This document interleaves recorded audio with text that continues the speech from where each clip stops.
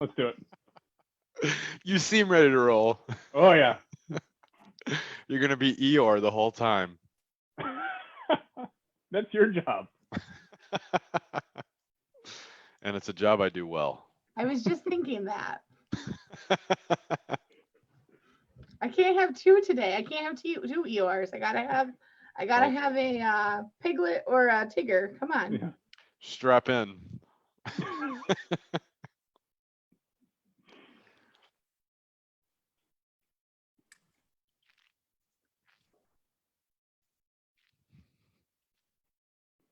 Okay, gents, you can take it away.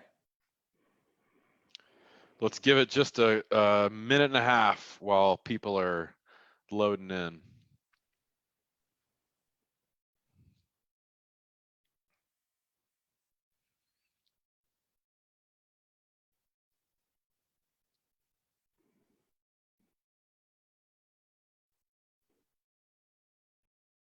Trey, is someone live tweeting the faculty meeting for you right now?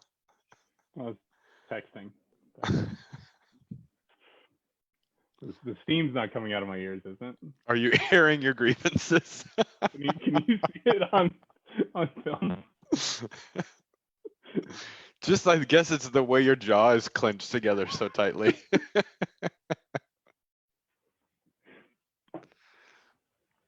All right, we ready? I think we're good to go.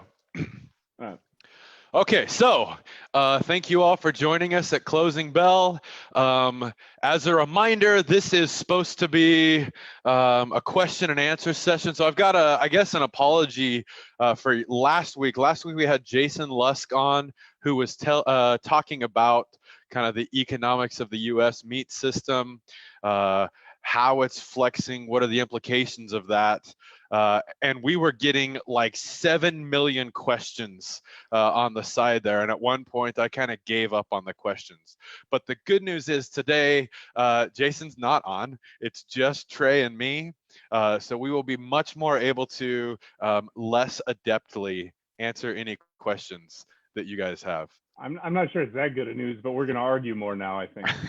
That's right. Yeah, so Trey, why don't you give us an update on the stuff that's been happening? Well, as I'm sure everybody noticed, it's summer, so I've got my summer beer. As you might have also noticed, it's snowing outside, so that's cool. Since last week, that's been kind of a new thing.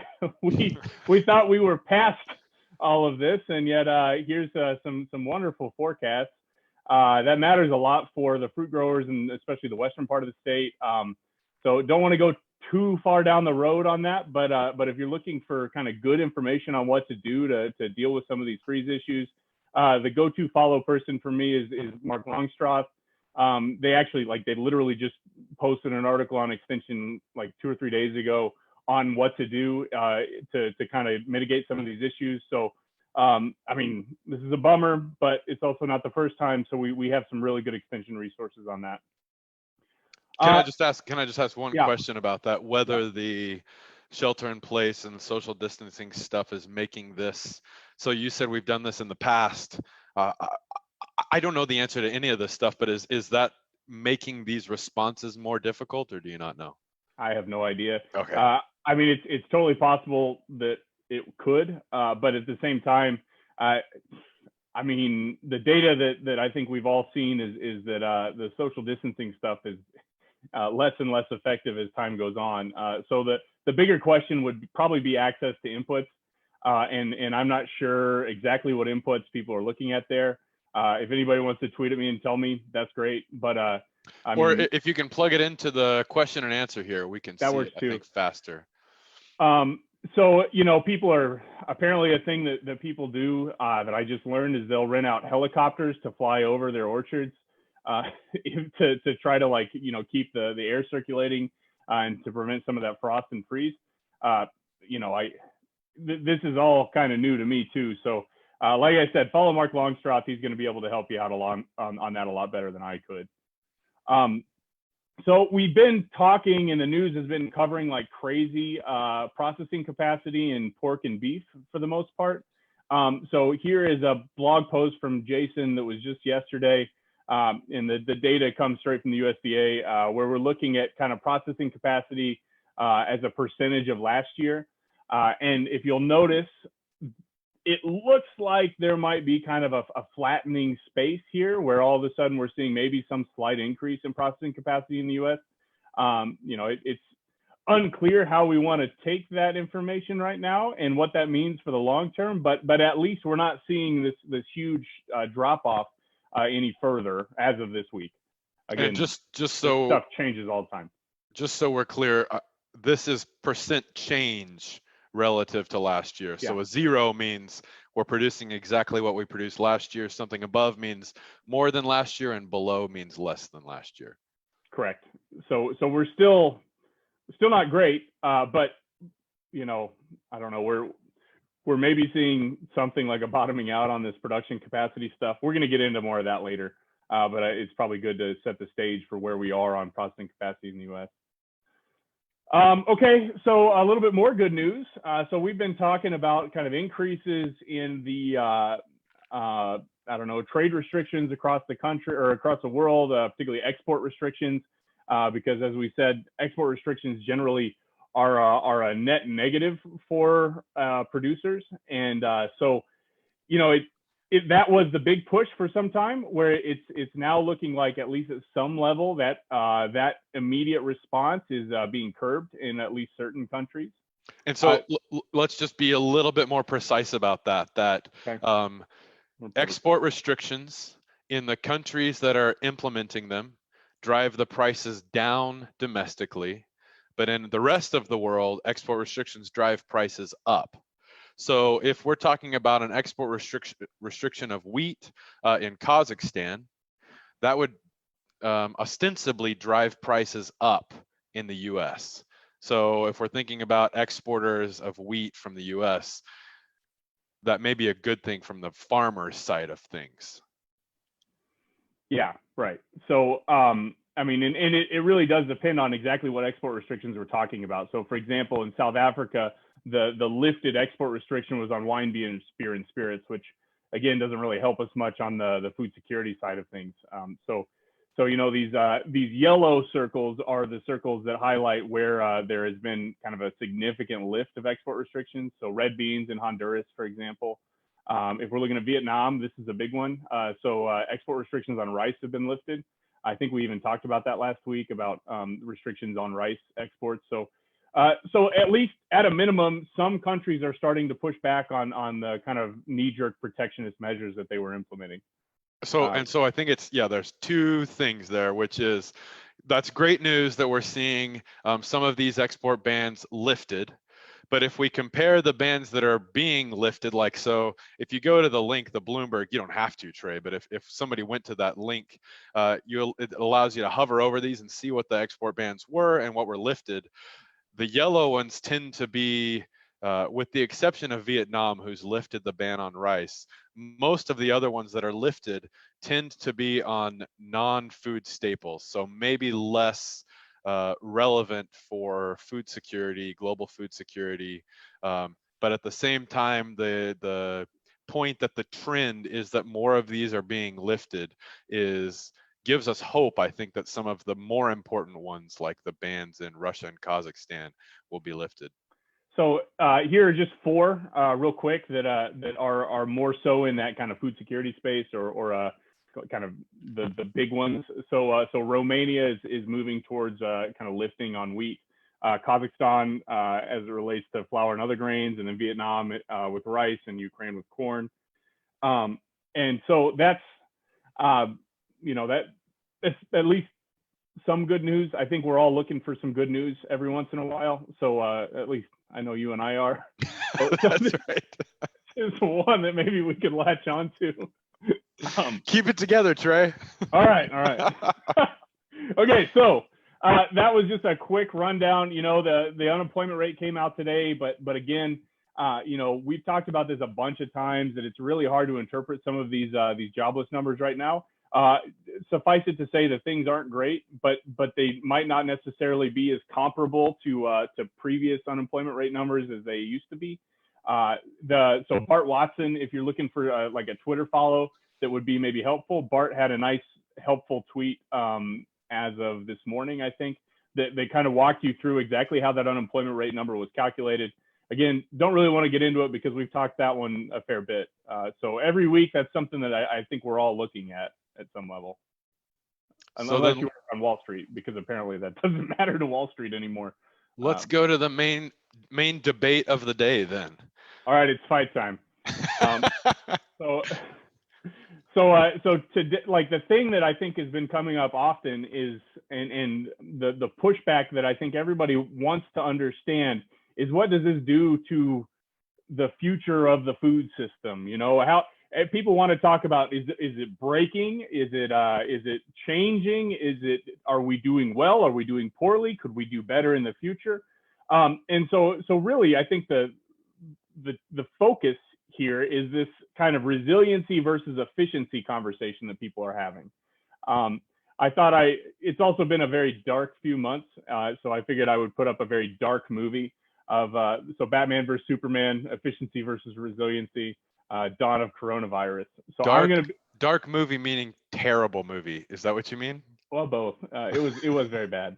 So I'm gonna play the Superman character, and I think Schaefer is gonna be as usual. Okay, so go to the next one. Okay, so we're thinking about this. I asked Jason Lusk last week, is there a way to improve the resilience of the food chain?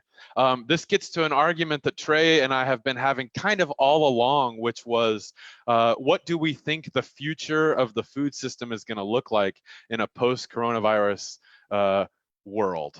And so in that, Trey is exactly right that he has been the Superman in that conversation, and I have been the dark Batman, where Trey says he thinks as a result of coronavirus, we're going to get a lot more local, smaller businesses coming out of this. I am less hopeful for that. I think if regulations stay the same, if policies stay the same, and we continue to use consumer signals, supply signals, which is how we've done this, we are going to go towards a more centralized, more concentrated food system in a lot of these big industries. The thing we're seeing writ large across the universe right now is that there are a lot of trade-offs created in that concentrated, really efficient world of the food system versus one that Trey and I hope to see in the future, which is this smaller, less centralized, less concentrated industry. And I will say, before we jump in a little bit further, so Thomas Massey, just he's been pushing this act for a while, but the Prime Act, I don't know if you followed this much, but there has been some push on the Hill to try to create a more decentralized system that would include kind of this development of kind of producer to consumer connections that maybe would cut out the middleman of processing at some level. And so, I mean, there is this conversation, but ultimately, you know, there is like that's going to solve part of this problem. It's not clear to me that it's going to solve all of it. Where in Batman vs Superman, the dumbest part of the movie was that they only fought for like 20 seconds. Okay. So then that was the end, and Batman won. Actually, it's terrible, but because there's literally no way the Batman would ever win that fight. That's usually how our conversations go too. Well, that's true. Batman not winning, that's usually, statistically speaking, it makes no sense. But the point here is that this is going to be a fight for a long time. You know, this isn't going to be a 20-second conversation that we pass the Prime Act and all of a sudden everything is perfect. I think we're going to have growing pains no matter what policy route we go. So walk us through your. But let's talk about policy routes, right? Yeah. So the question,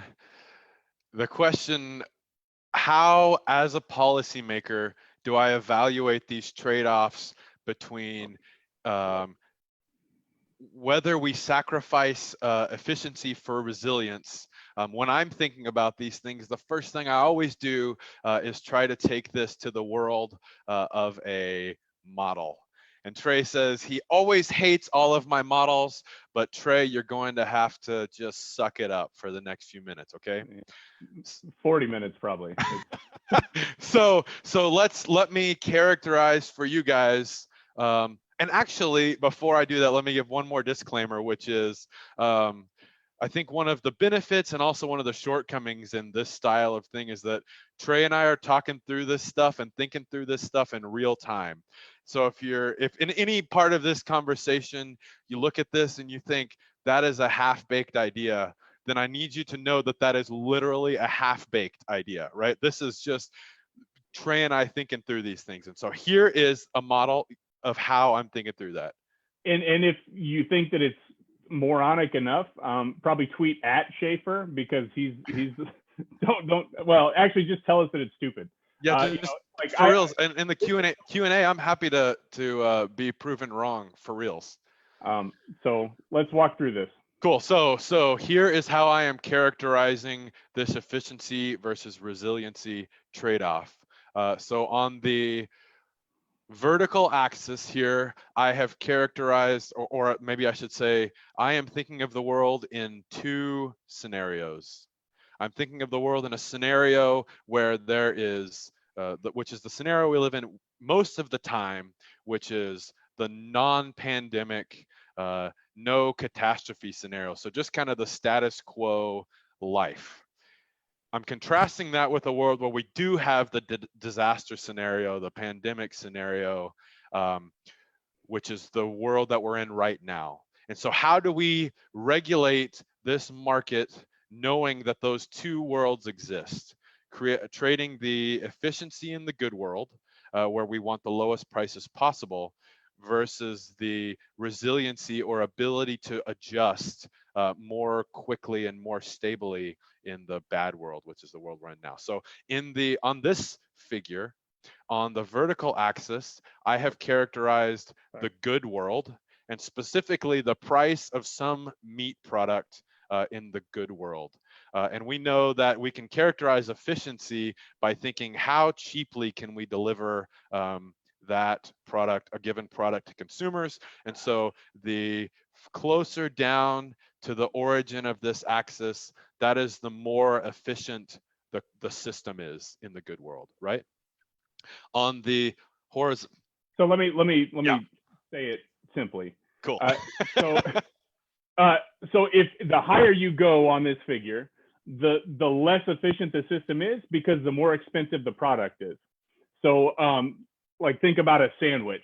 If I'm going to go make a sandwich, from the like raising the animals and everything else, it would cost me like $10,000, because it would be wildly inefficient for me to make my own sandwich from the ground up. And so as you move past that, maybe somebody else makes the pork for me, somebody else grows the wheat, etc. Next thing you know, I've got $1 sandwich. And so that's what this price of a good on the left hand, or on the vertical axis, is telling us.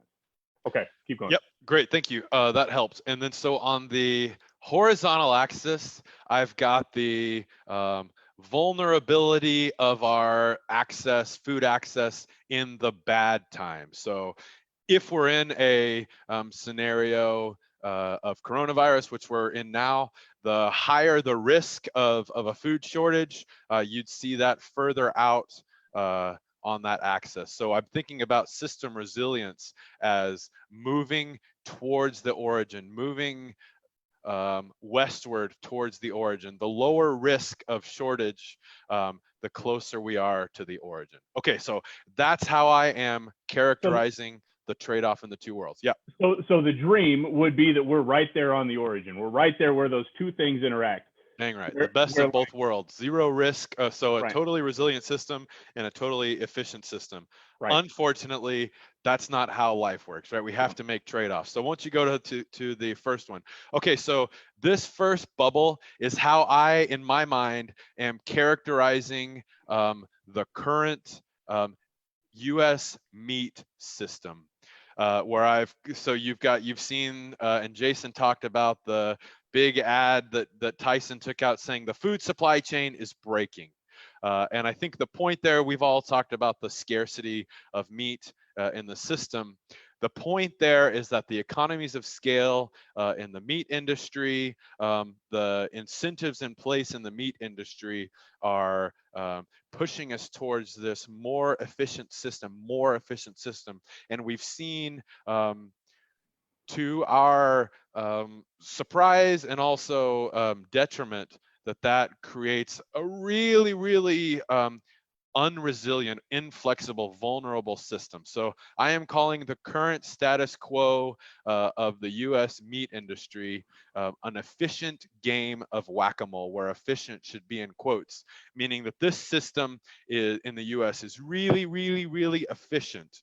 But when it comes to managing this pandemic risk, essentially what we're doing is playing a game of whack-a-mole, where we see coronavirus hit a processor and we try to whack that when it shuts down, we try to fix it. Then we see another processor close down as a result of coronavirus, and we close that one down, try to fix it. And so we've got coronavirus popping up everywhere. And so we see, we've got this trade-off where we're a really efficient system, but we're a high risk, high vulnerable system, and not a very resilient system. Right. So I'm thinking about your efficient game of whack-a-mole, like you take your girls to little what is it, Chucky, or what's the Chuck E. with Cheese? the mouse, Chuck E. Cheese. I used to think their pizza was great. It's terrible. But like, they have these games designed for kids. And so the kids, it's kind of a fun game to try to whack the mole. But if Schaefer gets up there and tries to whack the mole, yeah, I'm really good at whacking the mole, but like I'm still kind of just burning energy for energy's sake. And so it's not the most effective way, even though we've still maintained some level of efficiency.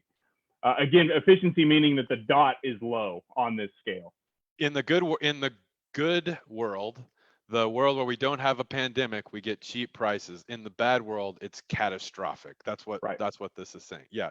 So the question then is, all right, that's where we currently are. That's where our incentives have made us fall in the meat industry.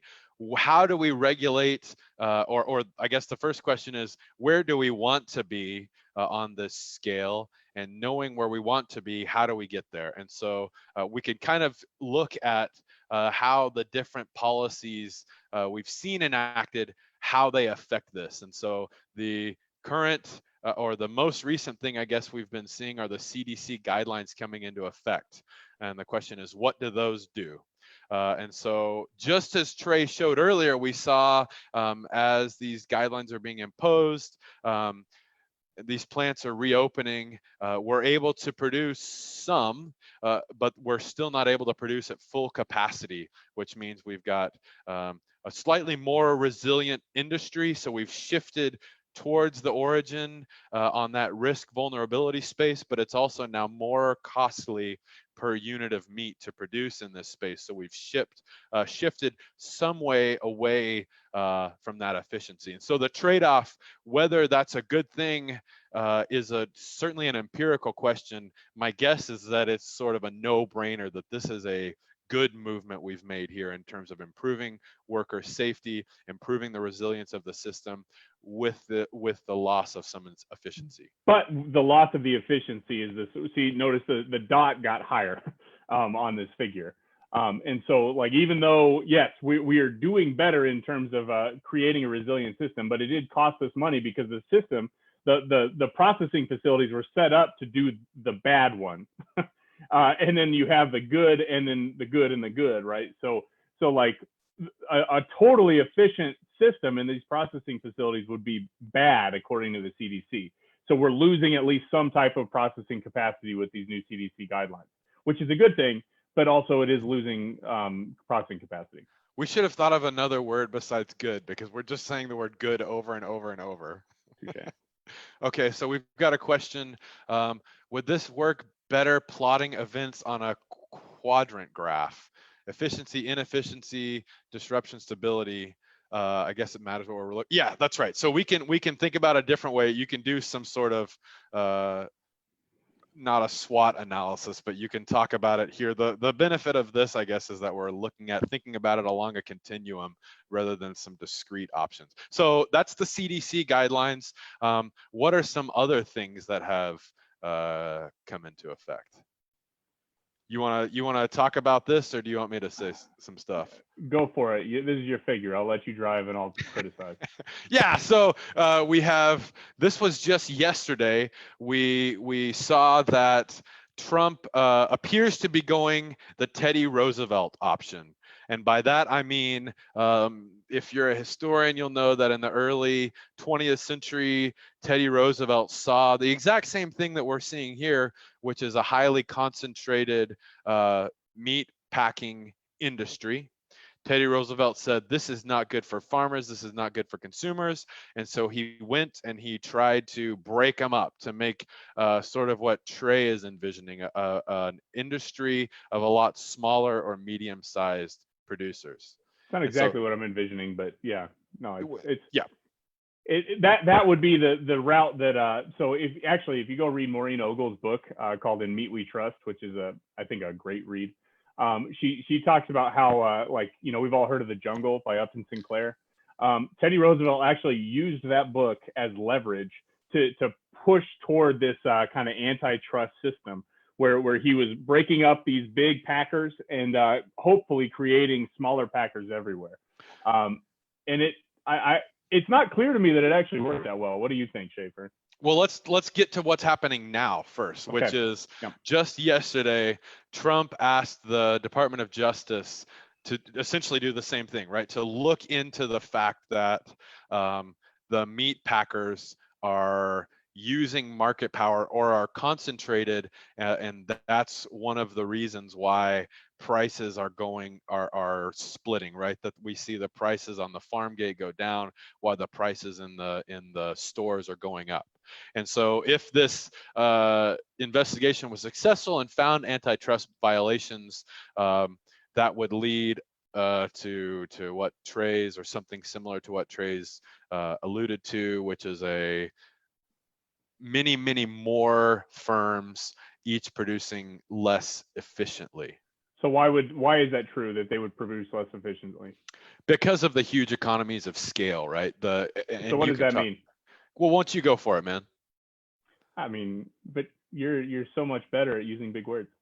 So the way that I think about economies of scale is that like it kind of gets back to my whole make a sandwich thing. Like when we like in hop yards, for example, think about the cost to have the processing capacity to process even an acre of hops. You have to have a fair amount of money that you can spread your fixed costs over a bunch of units to make it cheaper to produce. So in this case, you have basically larger packers who are allowed or who can invest these massive amounts of money in new technology and automation, which again brings that cost down. Now, the Teddy Roosevelt solution is probably the opposite. Well, it's shooting for the same goal as what the Thomas Massey Prime Act would do, or is hoping for, is that the market would actually lead to this outcome. So there is this question here, and this question is like a standard economics conversation, that like, is a large business large because it's been economies that have scaled into being large, like, or is it possible that large business is large because there are so many regulations that prevent smaller producers from entering into that same marketplace? The goal is the same, to create more competition in the system. The difference is, one is using the government to try to crush one to create it. Another one is trying to use the government to pull out certain regulatory constraints on what could be a more competitive system. Again, the carrot versus the stick. That's right. Yeah. Carrot versus stick. Right. Yeah. Great. And so let's go back to that Teddy Roosevelt solution again, where we're characterizing this relative to the others. So I think we have to acknowledge that this, if we're just considering the idea of resilience, this many smaller packers would come at a much more resilient, or with much more resilience, right? So we'd be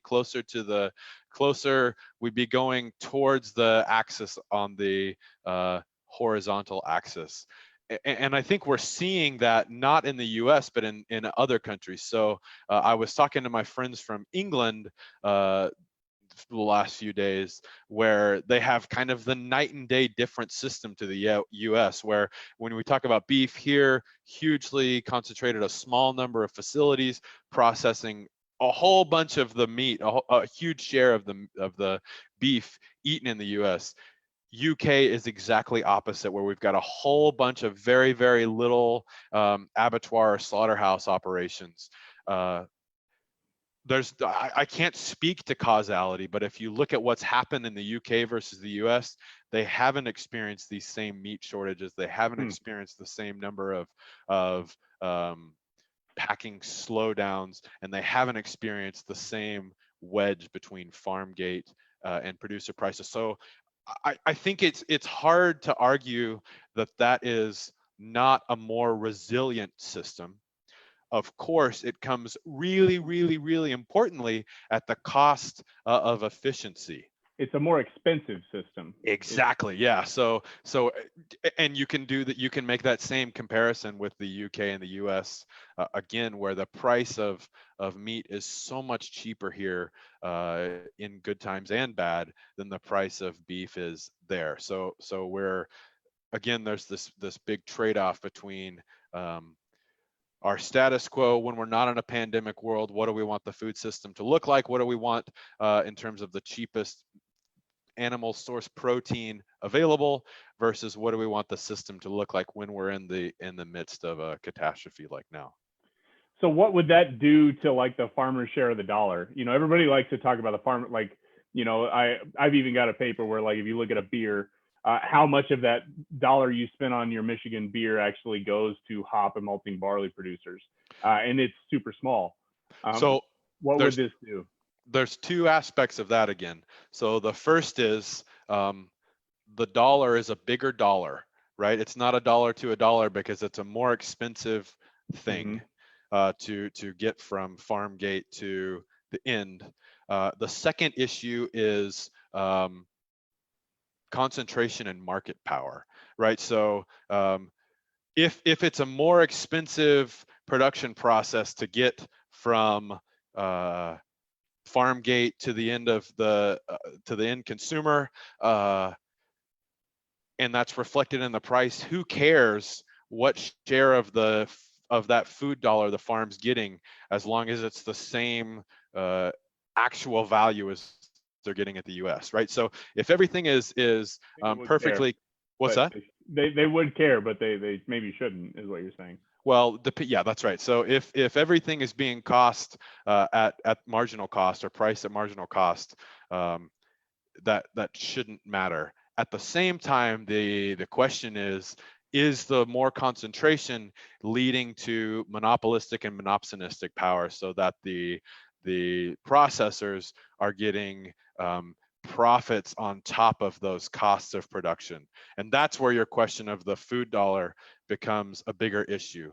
I can tell you, so I'm not an expert in the meat industry, but I can tell you of the research that I am familiar with, they've found that monopolistic and monopsonistic use of market power is pretty small in this industry. So probably that's not a huge issue for the current system. Okay, so you just used a word that nobody knows what it means. Which one? Monopsonistic. Sorry. Yeah, so I think we know what monopoly power is, right? Which is the processor or the grocery store charging a higher price than cost to the consumer. Monopsonistic is exactly opposite, or up the supply chain, which is the processor able to bid down the price at the farm gate. So I think, so people don't use that word very often, but I think that's exactly the word that they're talking about when they're talking about a lot of processing arguments they make about market power. So monopsony is where you have basically one buyer for a bunch of sellers. And I mean, that almost is a perfect, in my mind, characterization of what we have in certain meat processing. Is it And not? the same thing, it's also monopolistic. It's the idea of the bottleneck, right? You got a whole bunch of people at the farm going to one guy, and then that one guy selling to a whole bunch of people. So it's the same, it's at both points. So Jim Hilker, who is smarter than me and definitely smarter than Trey, makes a comment here, which is that we're assuming that if another pandemic occurred, there wouldn't be industry learning. So he's saying, obviously, these industries would be more efficient in their response next time. I'm not sure I agree with that. It I don't depends on the incentives to be more efficient. So it depends on the incentives to be more prepared relative. Yeah, go for it. So there are a couple pieces here. While Jim Hilker he's a good enough friend that I'm even moving to his town. I think that it's important to remember that COVID-19 is this kind of unique case where like the transmission is human to human. Now, and it's a once in 100 years kind of thing, at least historically. There have been other epidemics and pandemics, so it's the next pandemic. Is it going to be animal to human transmission? How does the transmission work? And that really, I think, changes the way that we set up these systems, or how the industry itself can respond to these in their framework. But the other part of it is, like when I think about like efficiency versus inefficiency, it's not clear to me that the industry is building its model into these anomalous events. It has more to do with the kind of this is unprecedented, like this isn't a thing that people plan for. And I think surprisingly, dude, I agree with you in that you can think of this preparedness for these events as an insurance product, but that insurance comes at the sacrifice of lower cost competitiveness. And so if one person or one firm is being prudent and is insuring itself, and another firm is not being prudent and not insuring itself, the non-prudent firm is going to be able to sell at a lower price, which either means that the other firm, the prudent firm, will not be able to compete, or will have to reduce that insurance in a way to be able to compete. Okay, so your competing part, I think I want to put up this last one of yours, because I think there's some good stuff to dig into on that. My last one. Yeah. Oh, this one. Yeah, and so this is a story that I've been hearing a lot. So I come from, I grew up in a town called Garden City, Kansas, which is where one of the bigger beef packing plants is in the U.S. And so the story there is potentially that the breakdowns or the outbreaks of coronavirus among these workers is not a result of conditions at the meat packing plants. Instead, it's the result of the behavior and the living conditions in the homes of the workers. And so whether that's true or not, I don't know. But this is Azar. Do you remember Azar's first name? No. Okay, so this is the health secretary, and he this said, was all over the news yesterday. Yeah, and he said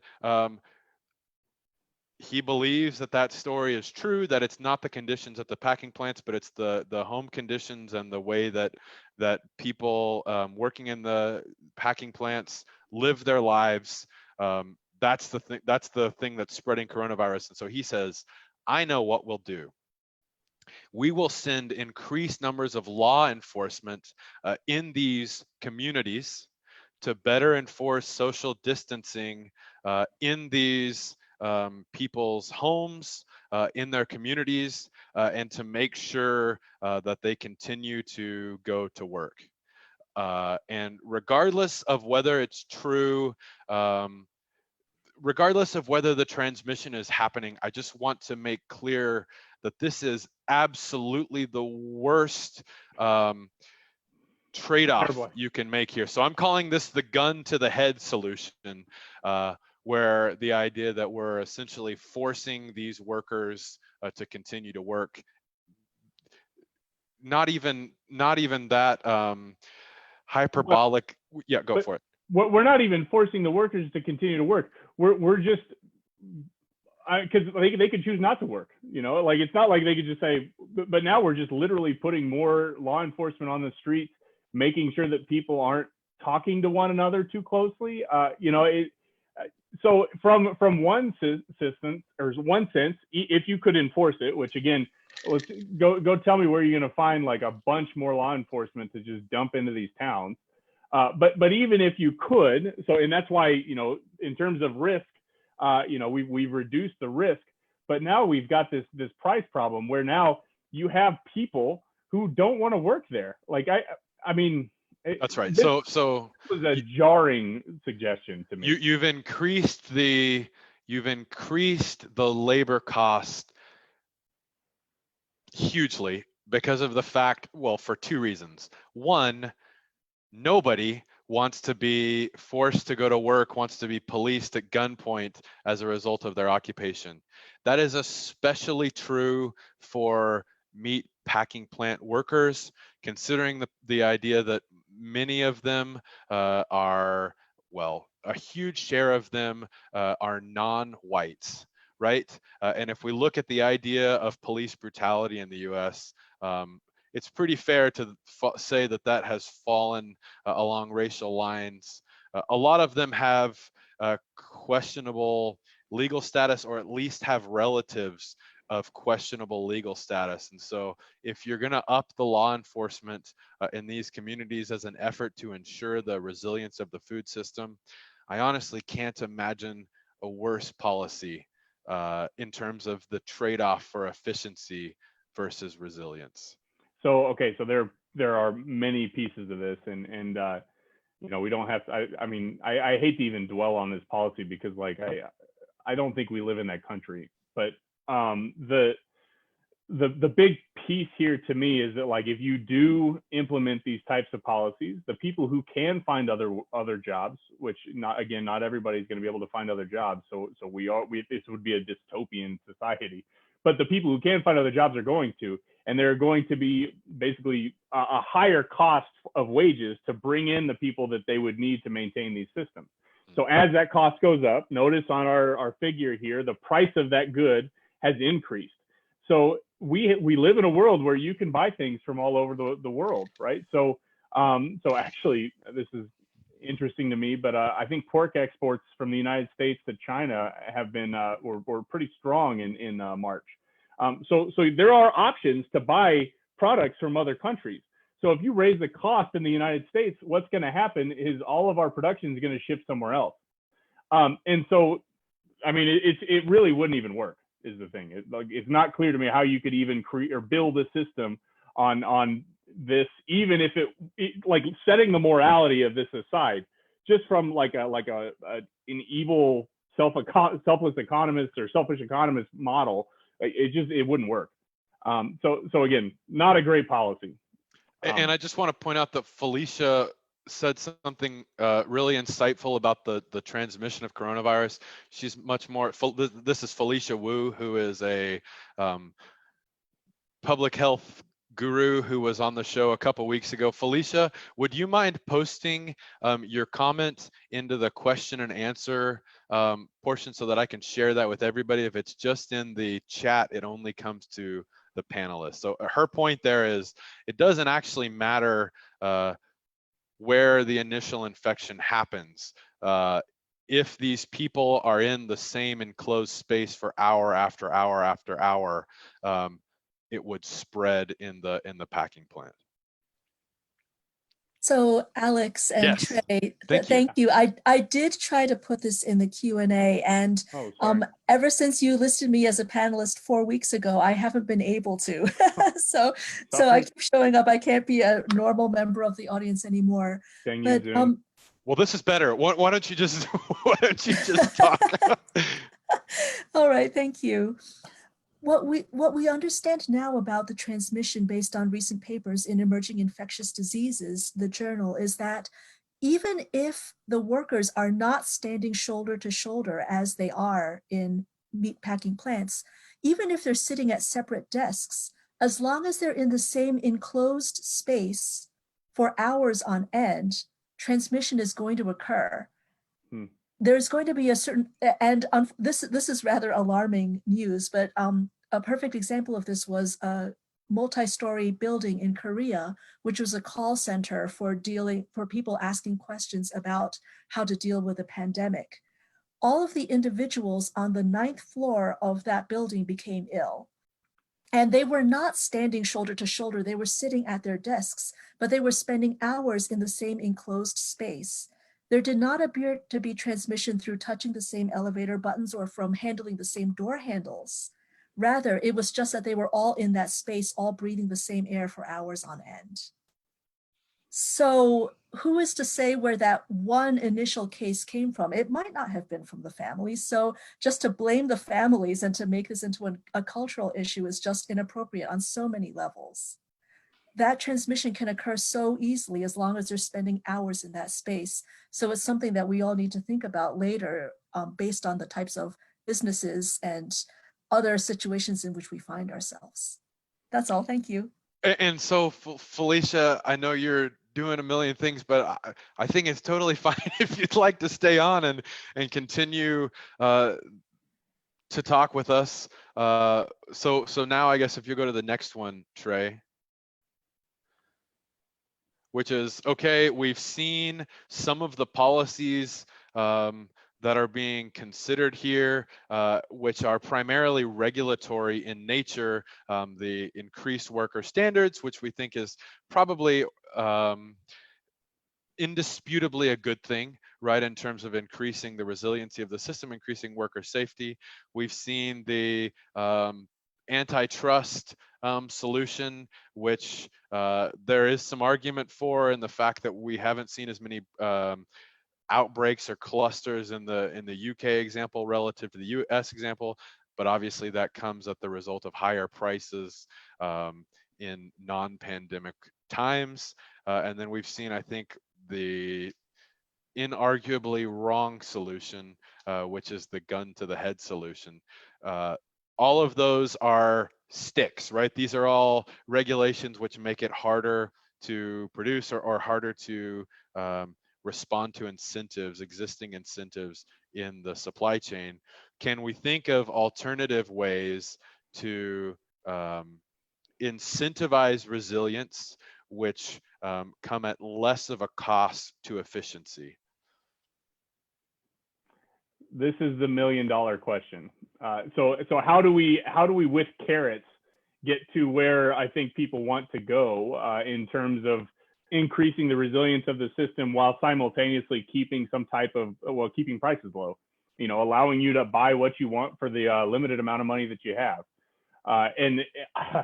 So automation is probably going to be a part of this, right? So we've talked about this, I think, at length, that if you have fewer people working in a confined space, which is what automation allows, you would have a more resilient system at some level. That would be the argument.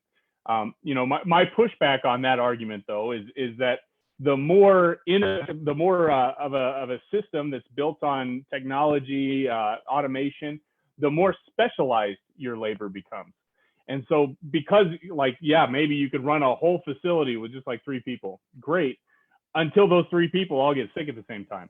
So then you would have to figure out a system that would keep those 3 people apart, which is totally doable. I mean, that there are systems that run that way. And so, you could maybe think through a model like that. Now, that's going to be a best practices implementation from the businesses side, to think like, okay, how do we make sure that these people are protected from one another? Because we can't have all 4 of those people, 5 of those people, even 50 of those people get sick at the same time.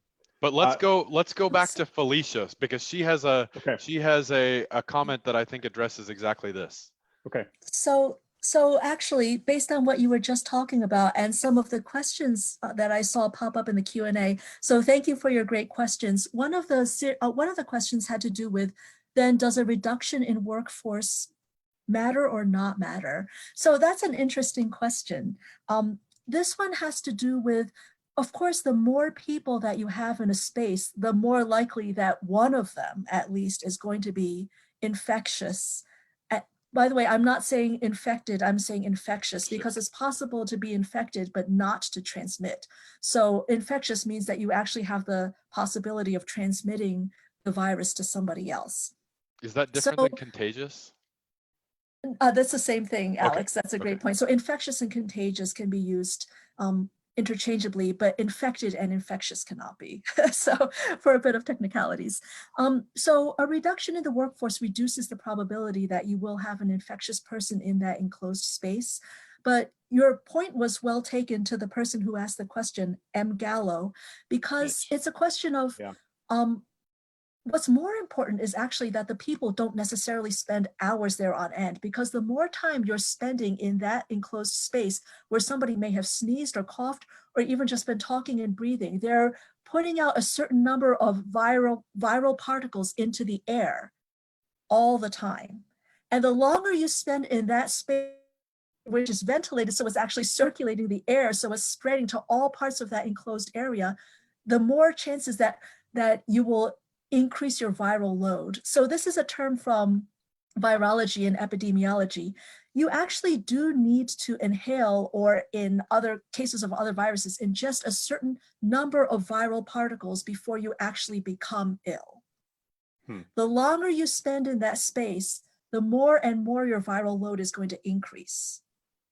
If there's a chance that there could be fewer people in the workspace and that they wouldn't necessarily have to be spending 12 hours a day in that same space, stagger them out a little bit, then the chance of each individual having a viral load that exceeds the amount that could make them ill will decrease. And that would reduce the risk ultimately. So it sounds like automation almost has to be part of the solution here. That would be a fantastic solution if it were possible. But also you propose, I think, even an easier solution, which is just shorter and more staggered shifts. Is that right? That's one possibility, because that's the other thing that we're a little bit less clear about, Alex. Do we have the chance to somehow clear our viral load? So I work primarily with chemicals and toxins. So if you're breathing in a lot of perchloroethylene, for example, if you're working in a dry cleaning area, it's amazing how if you're able to take just a lunch break away from the dry cleaning area, just go outside and breathe the air, your PCE levels decline substantially. And just that little amount of decrease can mean the difference between a tipping point of whether you're going to get ill or not as a result of PCE exposure. That may or may not also be the case with the coronavirus. We don't know enough about that yet. But we see that there's enough of this precedent in other cases that may result in a reduction in risk. That is hugely interesting. So what is just so hard to know the timing of that science and how quickly, if that were successful, that could be implemented. Certainly, I don't think those tests can be done anytime soon in humans. It might be possible to try that type of test in animals, to give them a certain viral load and then relieve them of it for maybe an hour or so, and then see if they come back, if the viral load drops significantly. So that actually, Felicia, I got just a weird, broad question. How are we testing these things? Like, what are there labs that are just like set up for coronavirus now, or like what's the I mean, because I know there's grant dollars that are people are creating for kind of research on kind of real time information about coronavirus, but how does that even work? Like, because a year ago nobody was working on COVID-19, right? That's right. So, yes. So like where is all of this information and knowledge coming from? You mean as far as the testing kits, or all of it? I mean, because I understand that testing. So the FDA is taking a step back. So you've got this step back of the FDA that allows people to create more testing kits, right? But I just don't understand how the medical testing or the medical research world responds to a pandemic, I guess is what I'm asking. And I know that's a really long, broad, maybe stupid question. I just don't understand. Not at all. It's a great question. It just so it's certainly tricky. Some of the earliest tests for what exactly this is came out of, well, they came out of Wuhan, China, when when scientists and doctors and biomedical researchers were trying to understand what was causing these unusual cases of pneumonia, as they had called it at the time, the bilateral interstitial pneumonia. They were able to culture some of the mucus, the mucus samples that they were able to get from these patients, and to try to understand what exactly was the nature of this virus, and they were able to identify it as a coronavirus. Now, so for here in the United States, relevant to us now, FDA has approved all these emergency authorized test kits, and it uses a real-time PCR procedure that can identify whether an individual is positive for coronavirus infection. And it's just a matter of scaling that up as much as possible so that everybody can get a test if they want one. So it took a long time, but we've been doing a pretty fantastic job of trying to understand the science behind this, but there are still a lot of questions to be answered because this is so new to us. I mean, I guess, so I'm looking at Schaefer's figure, and it's increased worker protections, and it sounds to me like technology or research is probably the most important piece to get those two lines moving toward a more efficient, resilient system. But it's not like you could be like, oh, this is going to be my dissertation, because dissertations are 4 years, 5 years, and so maybe you got a postdoc, but you had a grant for the postdoc, so they're supposed to be doing some other research. It's incredible to me how much of a 180-degree turn so many researchers have had to take in order to start responding to something that nobody was planning on a year ago. And it seems like the information is changing every week. I mean, we're learning new things, and where I think something that's been really frustrating to at least a lot of the people I talk to is they want science to be science, and this is the answer, and the answer 2 months ago was the same answer that it is today. And I think that there's been a lot of frustration about how dynamic the science is or has become. So I just don't think people really understand the process of science, especially as it relates to pandemic responses. That's a great point, Trey. And I think that also the nature of how we're conducting science is a little bit different in this case because it is an emergency. Think about how many thousands of years it took for us, another completely different realm of science, to realize that the Earth revolves around the sun as opposed to the sun revolving around the Earth. We had thousands of years to deal with that, but even then there was some information switching back and forth as to the exact composition of our solar system. So the fact that we're learning so much, and many times scientists do get it wrong. This is completely normal. This actually scientific process is just at such a rapid scale because we are dealing with a pandemic. So it's natural that people become frustrated. But Felicia, I think my understanding is that you're kind of telling us one of the potential avenues for a more resilient system without the huge trade-off in efficiency, which is, let me just ask you, how do we incentivize the more rapid science and then also the more rapid adoption within industry of those cutting-edge scientific findings? Well, I think, as all three of us know, one of the ways to incentivize science is that there is funding for this type of work. There's a lot of interest in this type of work. I think even without the funding, all of us are so interested in it, right? We've been spending hours and hours. We're taking the hours out of our free time because we already have all our normal workload, and we're taking the time to learn as much as possible.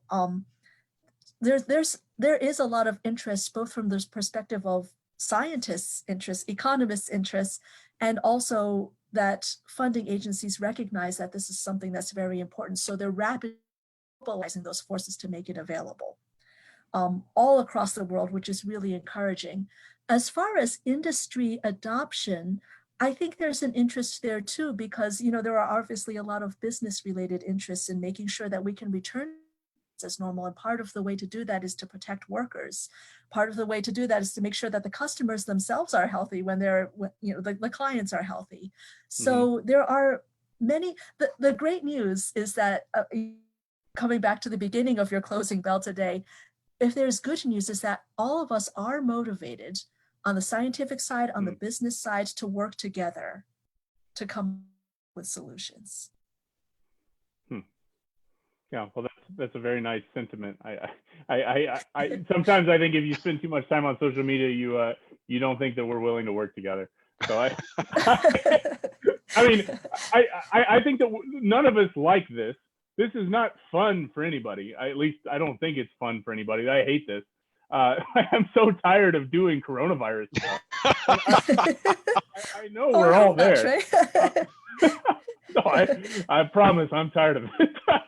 But I mean, I'll keep doing it because I think that it's important. And this is, in my mind, one of the most important public policy or social policy or any type of, interhuman connection questions that we have to deal with in our lifetime. So it makes perfect sense to me that we need to be working on this. But I hope that we can kind of continue to develop these resilient systems together.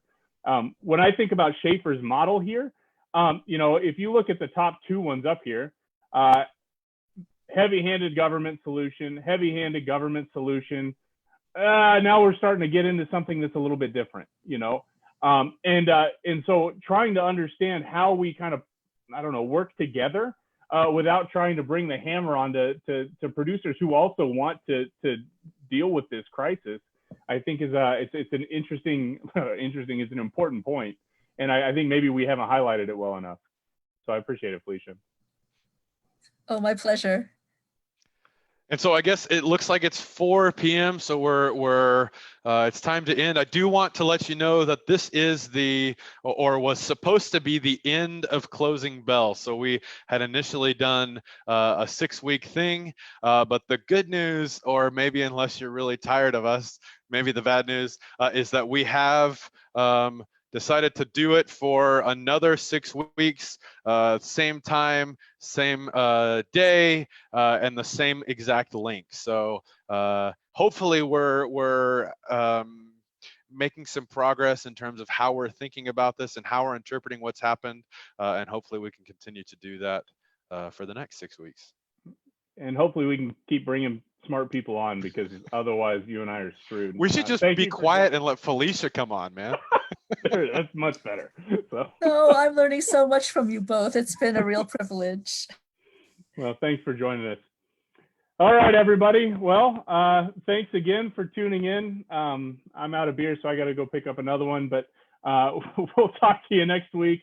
And stay safe, stay socially distant, stay a little bit buzzed. See ya. Bye, guys.